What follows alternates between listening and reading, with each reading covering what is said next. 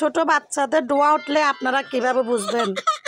এই যে গলার নিচে এভাবে দুই দিক থেকে টান দিলে যদি বাচ্চা এভাবে কান্নাকাটি করে একদম মানে ওই যে টাকটা ভিড়ে ফেলে, তাহলে বুঝবেন যে এই বাচ্চাটা ডোয়া উঠছে।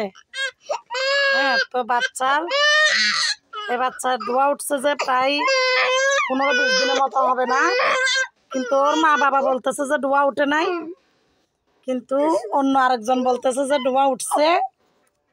হ্যাঁ, তো আজকে হচ্ছে সেই পরীক্ষা যে সত্যি সত্যি প্রমাণ হলো। 15-20 দিন পর্যন্ত বাচ্চাটা কান্নাকাটি করতেছে, কিন্তু ওর মা বাবা বিশ্বাস করে না, বলে যে না ডোয়া উঠে নাই উঠে নাই উঠে নাই। দেখেন এখন হচ্ছে ডাক্তার সাহেবা ডোয়া বসাই দিচ্ছে। দেখেন ওইখানে হাত দিলেই কিন্তু বাচ্চা ব্যথা পাচ্ছে।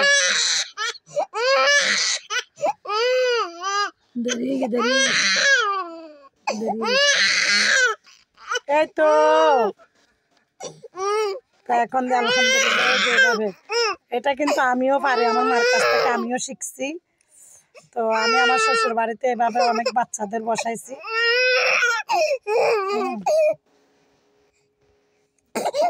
দেখেন কমে গেছে। তো এই যে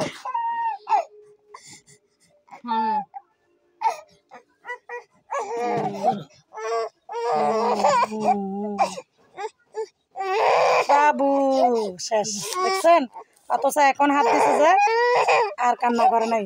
দেখেন নিমিষেই কিন্তু বাচ্চা ভালো হয়ে গেছে। ডোহা যখন বসে যায় তখন বাচ্চার আর কান্নাকাটি থাকে না, হাত দিল আর ব্যথা পায় না। দেখছেন?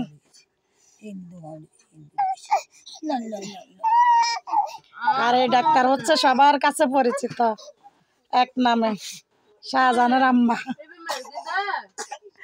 এক নামে জিরি এলাকায় এক নামে পরিচিত সবার কাছে, শাহজাহানের আম্মা।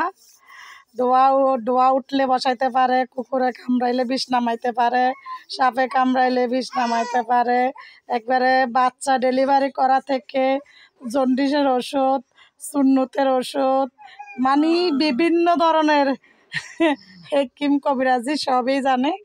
এটা হচ্ছে ডাক্তারের নাম হচ্ছে শাহজাহানের আম্মা।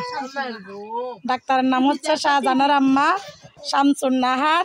ওনার ভাইয়ের বাড়ি হচ্ছে বোলা সরপেশান, মৃত মাওলানা মঈনুদ্দিনের বোন, তাই না গো?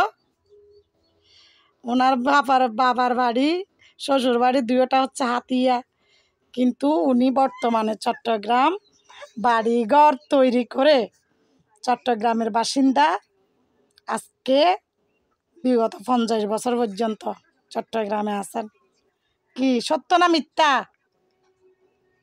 দেখছো, লাগে যে কিছু জানে না, মানে কথা বললেও বোঝা যায় যে মানুষটা কেমন যন্ত্রপাতি।